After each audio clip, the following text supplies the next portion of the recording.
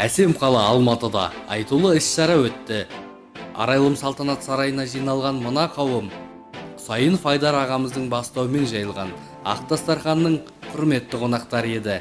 Ауыз ашар кешіне Қазақ Интернешнл холдинг партнерлары қонақ боп келді.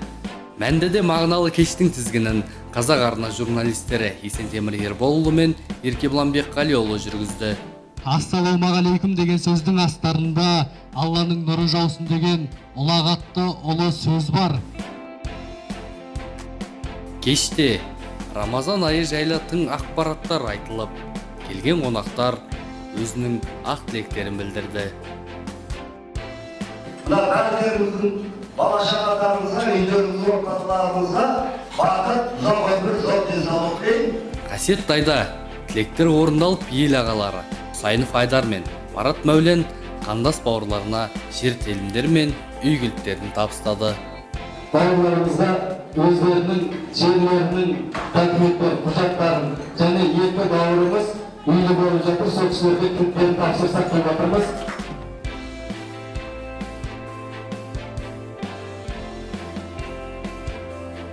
Рамазан айында тілектері қабыл болған қуаныш иелерінің көңілдері шадыман.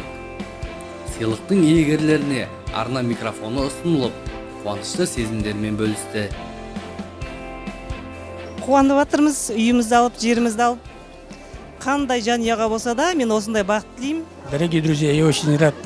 Наконец-то я получил свой дом.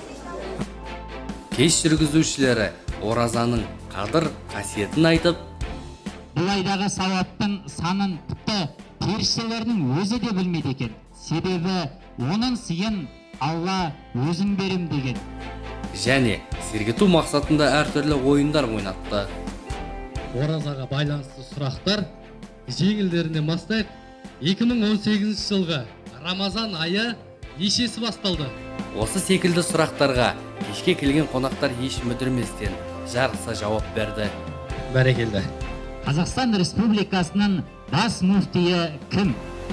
Тосыннан қойылған сұрақтар ауызашар кешіне келген жұртшылықтың оң бағасына ие болды. Рухани кештің соңында имам дұға оқып, Құран бағыштады.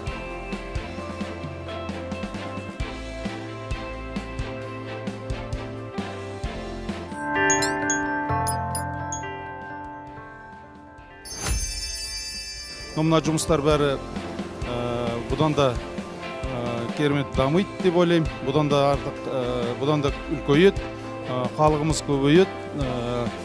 Жер алған, үй алған азаматтарымыз бұдан да 10 есе көбейеді деп ойлаймыз. Ауызашарлары Алланың алдында қабыл болсын, Алланың рахметі болсын, пайғамбардың шапағаттары болсын әулетіне. Осылардың істеп атқан іс-әрекет, жұмыс әрекеттеріне Алла берекет берсін. Бүгін ораза айы, қасиетті ай.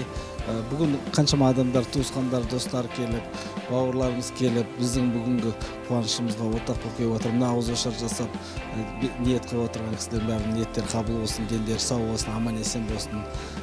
Тек қана қуаныш күндері бола берсін. Алланың ұлылығын ұлықтап, еліміздің бірлігін дәріптейтін, жарыссаң жақсылықта жарыс деп сауап іске үндейтін өнегелі отырыстарымыз көп болсын.